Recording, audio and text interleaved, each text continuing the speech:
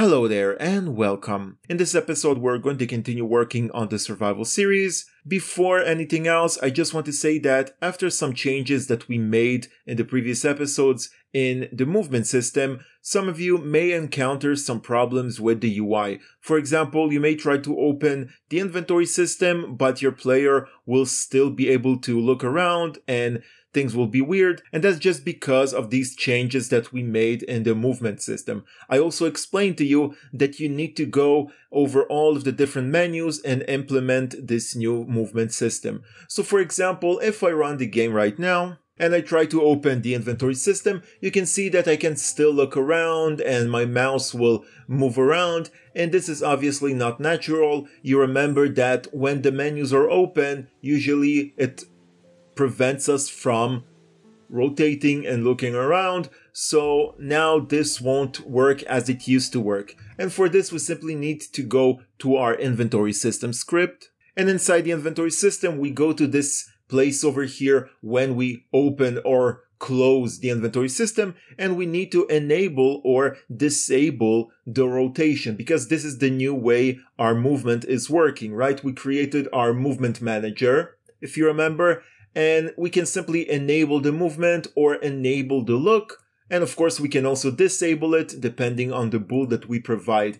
And all the different menus are going to look at this movement manager and know if the player should move at this point or not move. For example, when we open the inventory menu, we still want to allow the player the option to walk around, but we want to disable the rotation, which is basically the looking around with the mouse. So in the inventory system, we simply go over here, and before we open the UI, we want to reference the movement manager. And we want to disable the looking around. So we simply use this method, but we provide it with false. And then when we close the menu, then we want to enable the looking around, so we pass it true. And the same way you need to do it for other menus. So now when we are going to open the UI, the looking around will be disabled. And now we don't need to go to our actual movement script and add a very long if statement like we had before, right? If the menu manager is open, if the inventory system is open, then don't look around. And if it's closed, then do look around, right? This is not an efficient way to work. And that's why we changed everything. So now it will use only this one bool to know if it should look around or not look around. And we can control this bool by calling this method, and we call it from all the places that we need. For example, the inventory system or the crafting system. So if we want to go to the crafting system, we do it the same way over here. When we open the crafting system, then we can simply say movement manager, instance, enable look, false, and then when we close the menu, we are going to enable the looking around. So I already explained all of this in the episode where we created the movement manager, but I never actually implemented this into the game, so you may want to go over all of your menus and use it. In this episode, we want to create our first enemies. So this can be a monster, it can be some kind of humanoid, or it can just be an animal that walks around and you can hunt and attack. We do have the rabbits that we created in the second episode of this series way back, but if I'm talking honestly, we used a very primitive script for the movement. We calculated the direction and then we simply moved the transform. This is not ideal. In Unity, the right way to move NPCs and enemies is by using the AI navigation system. So this is what we're going to use in this case. We are going to create some kind of animal that is going to walk around, and of course you can simply change the model and the name, and it can be any kind of enemy. It can be some monster or even a human NPC that will be an enemy. So it really depends on your game. We are going to have a bear, a very simple model for a bear that will be walking around, and it will also be dangerous, obviously. So if the player walks near it, it's going to attack it. The player will be able to attack it and maybe even farm meat from this bear. So we are going to be able to do all of these things. And when we are done creating this bear, you can simply change the model and replace it with a different animal or a different monster and create as many different variations as you want. For this tutorial, we're going to use this free stylized bear model. You can find it on the Unity Asset Store, and you can also find a link in the description. Then you simply add it to your assets and you import it into Unity. The good thing about this asset is that you have a bunch of different animations for this bear, so you don't need to worry about animations, and you can simply set them up with this model. So we simply import it into the project. If you add it to your assets, you can simply go to the package manager and select my assets and then look for bear.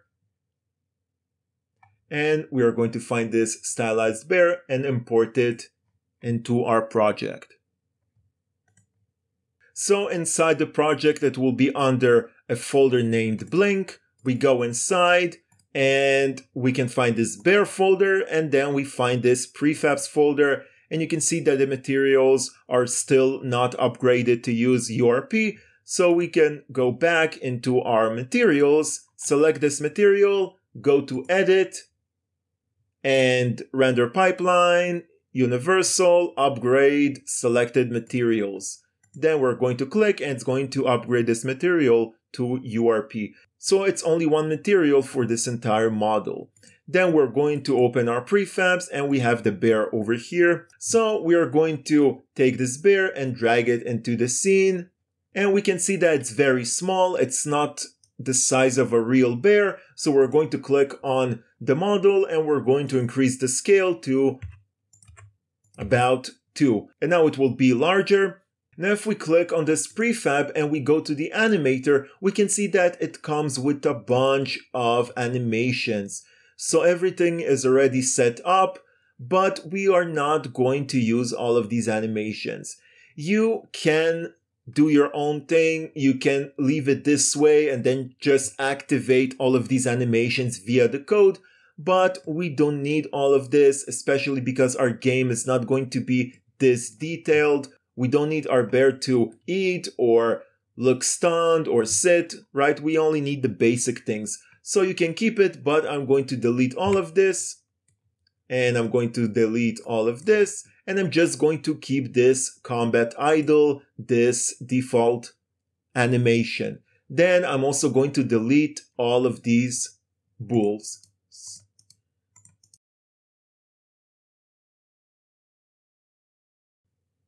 Now, before we continue with the bear, I just want to mention that most of you are not subscribed to the channel.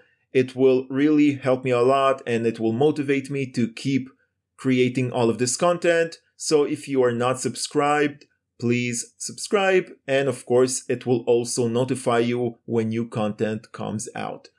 So the main thing we want to do with this bear right now is to create some kind of state machine. Now with a state machine, we can basically tell this bear or any other animal what to do in different situations. Okay, so he's going to have a few basic states. He's going to have an idle state where he just stands around. Here he's going to have a walk state. He's going to have a chase state. And he's going to have an attack state. So all of these states are going to be triggered automatically and we don't need to do anything. All of this will happen on the bear itself. He will know when to be idle. He will know when to walk around. And when he's going to detect the player, he will know to move to a different state, to the chase state. And then when he's close enough, he's going to know how to move to the attack state. And everything is going to be much clearer when we create all of these states. But a state machine is the best way we can handle and control an NPC or an enemy or anything else that requires some kind of brain of its own. And the good thing about the state machine is that it works together with the animator. So we are creating the state machine inside of the animator. So we are going to create these states. We are going to have the idle state, okay? So it's called combat idle. We're going to rename it to idle state.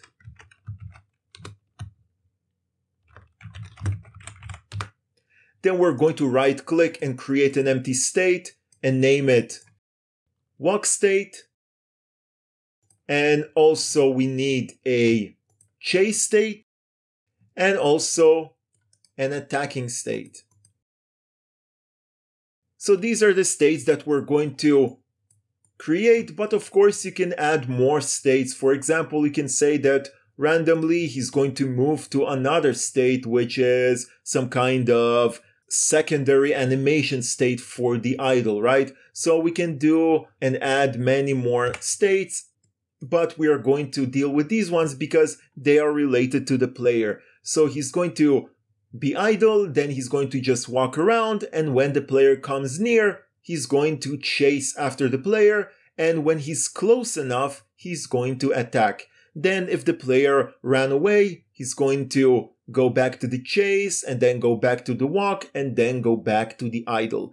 So we need to create all of these transitions. So we right click, make transition from the idle state to the walk state, then from the walk state to the chase, from the chase to the attack state, and then back from the attack to the chase, from the chase to the walk, and then from the walk back to the idle state.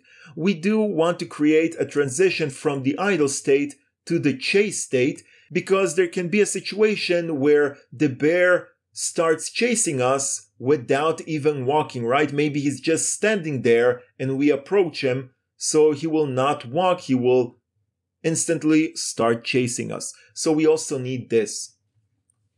Now, in order to activate them, we need to create bools. So over here, let's create 3 bools.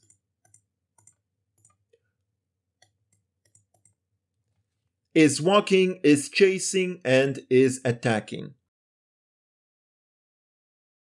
And now we're going to set all of these conditions to the different states. So when one of these bools is going to get triggered, he's going to know to move to a different state. So for this transition between the idle state and the walk state, we're going to select it and we're going to set the condition to be is walking to true, right? Because when is walking is true, he's going to start walking. Then on the transition back to the idle state, we're going to say is walking is false.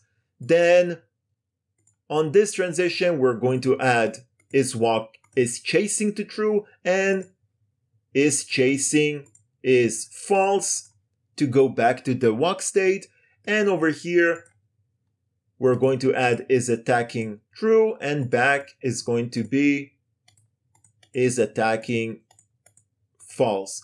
Over here on this transition, we're going to add is chasing to be true. Okay, so these are the conditions for the different states. Now we also want to change a few things about these transitions. So we simply go over all of these transitions and we disable the has exit time.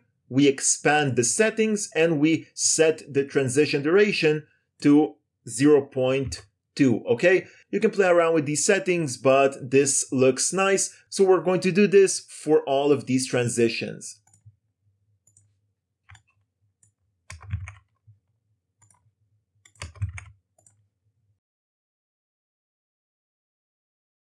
The next thing we want to do is to actually assign different animations to these states. Now if we click on the idle state, we already have this bear idle animation. So if we run the game, it will automatically run this state and we are going to see this animation. But for these states, we still did not assign any animation. So we can simply go to our bear folder, animations, and we have a bunch of animations.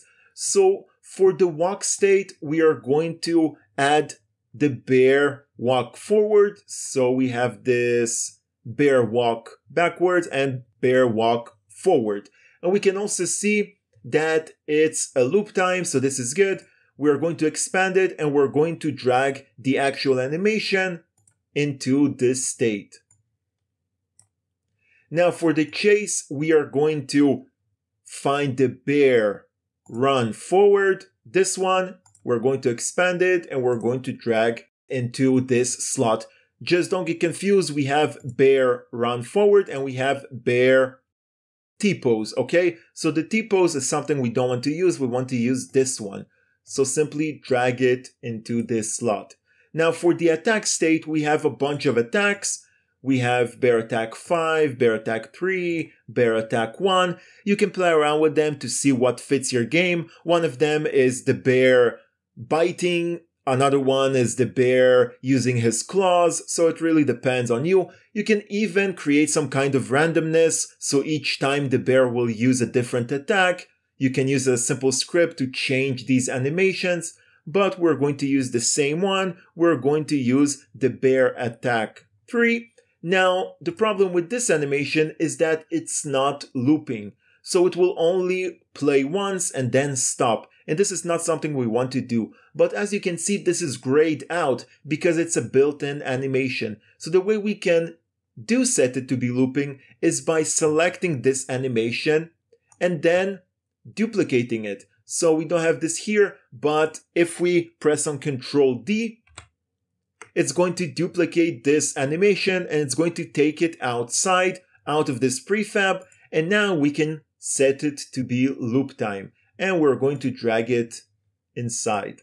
So now all of these animations are assigned, but they're not going to be triggered on their own. We need to do it inside of some scripts. But if we run the game right now, this idle animation should already run.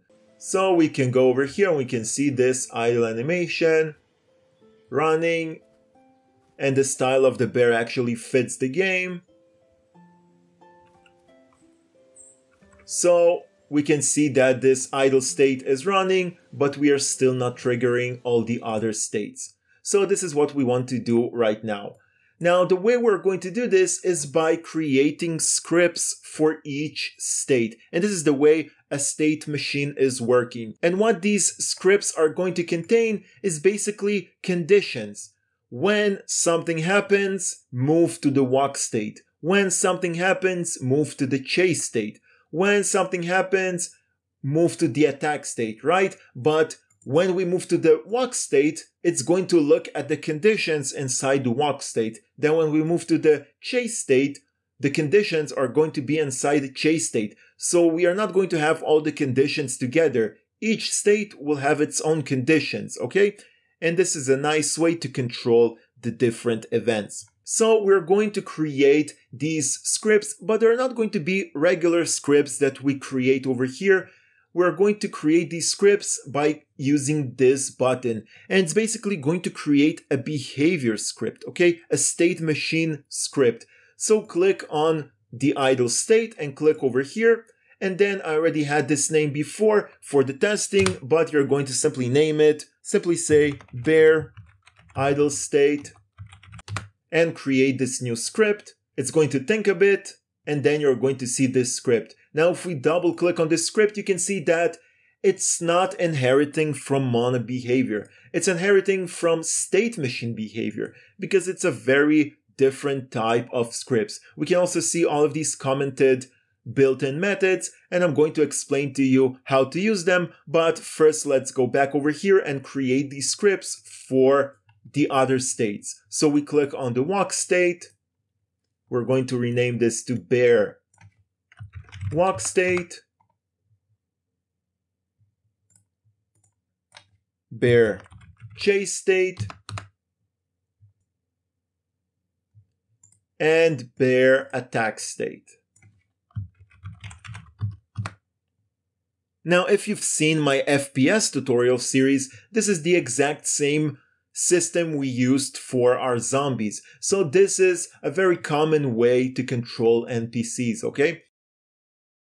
Now we have all of these scripts. We're going to click on the first one, which is the idle state. These are basically built-in methods, and we don't really need to use all of them. We are going to use the ones that we need. So for these two, the onState move and onState IK, we don't really need them. So we are going to delete them. And we are going to uncomment these three. So we have the onState enter, onState update, and onState exit. So we're going to take these lines and we're going to click on Control KU and it's going to uncomment them. Then these ones, Control KU and Control KU. So think about this as the start method, the update method, and then some kind of onDestroy or onExit method. So this will run when we first enter into this state. This will run every frame that we are inside of this state. And this will run when we exit the state. So this will run once, this will run once, but this will run every state. So this is exactly like the regular update method that we have. And this is like the start method that we have. Okay, but we don't have this method usually. This is for just exiting this state and moving to a different state. Okay, so when we start the game, this will be the first state, and we know this because this is the default state, and it's going to run this code. Then it's going to continue running this code as long as the bear is inside the idle state. And inside, we're going to have a bunch of conditions to check if it should move to another state. For example, if a certain amount of seconds have passed, we know that it should move to the walk state, and then it will move to the walk state, and in the walk state, it will check if the player is near. If the player is near, it's going to chase it. If the player is not near, then it's just going to stay in the walk state until a certain amount of seconds have passed, and then it's going to go back to the idle state. Of course, we can decide what will happen, and this is exactly what we're going to do. So the first thing we need to do is to have a bunch of fields over here that are going to control everything. So we're still inside the idle state. We're going to have a float timer. We're going to have a public float idle time. And we're going to have a transform player. So this will be a reference for the player. And we also want to have a public float that will be detection area radius.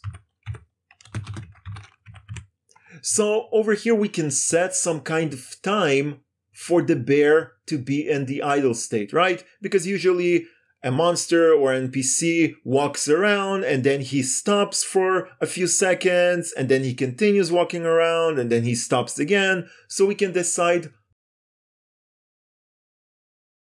okay, how much time the animal will stay still. And of course we need the timer to increase this value and basically check if the idle time is over. And when the time is over, we're going to move to the walk state.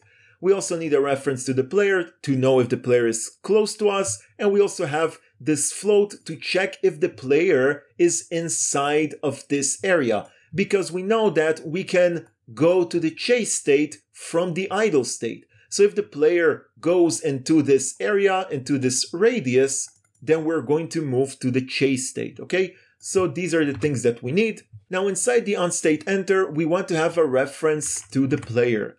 But because of the way these state machine behaviors work, we cannot just drag a reference to the player over here like we did in the regular inspectors and the regular scripts. We cannot just drag things over here. We can set some values, but we cannot drag game objects into this script because this is not a mono behavior. So we're going to have to find this player reference in a different way. And a very simple way we can do this is by searching for a tag, for a specific tag. And in our case, it's going to be the player tag because only our player, where's the player? Only our player has the player tag. So we're simply going to search for a game object with the player tag, and we're going to know that this is the player. So game object, find game object with tag, and pay attention that we have this objects and we have object. So you want to use the object one. So now we basically get the reference for the player. Then we also want to reset the timer. So we reset this to 0. And this will happen when we first enter into this state. Then we want to add code into this update method to basically continuously check for different conditions to know if we need to go to a different state. Now we don't need to activate any kind of animation because the animation is automatically activated when we are inside of this state. We do want to add conditions to know if we should go to a different state. So let's add some code over here.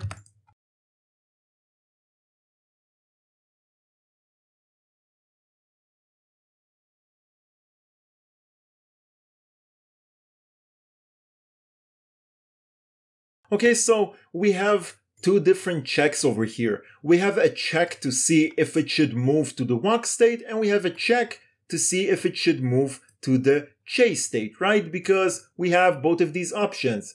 Let's click on the bear.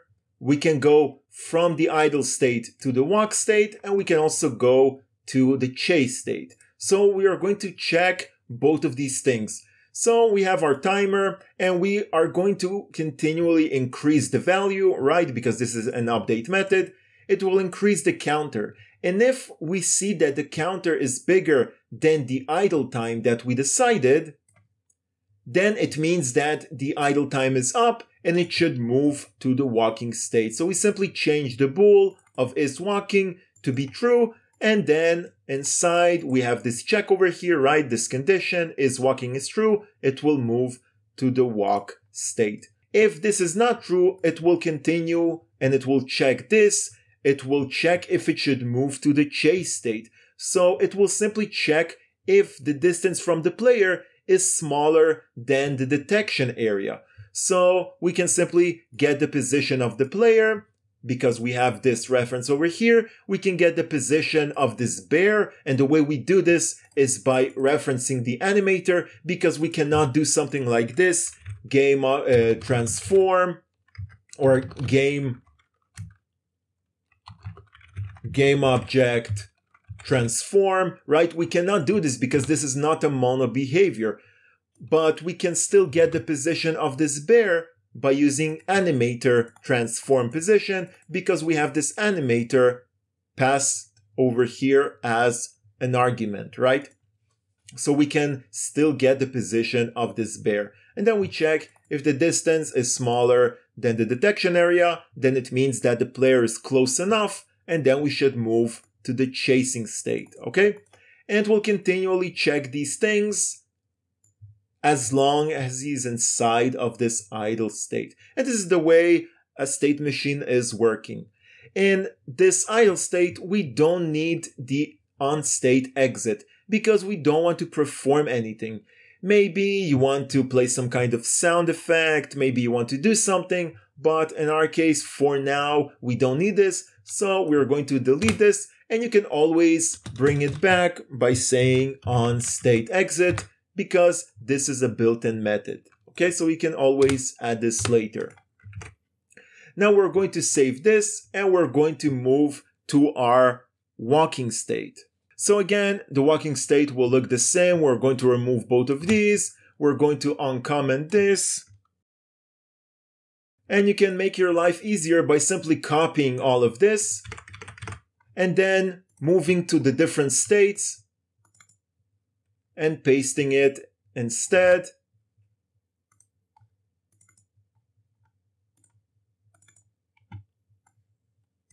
And now you don't need to do this a bunch of times. So now we want to deal with the walk state, but we are going to do this in the next episode because the episode is getting very long. We still have the walk state, the chase state, and the attack state. And then our bear will be able to move and to attack and to chase us. So thank you for watching. Please subscribe if you're still not subscribed, and I'll see you next time.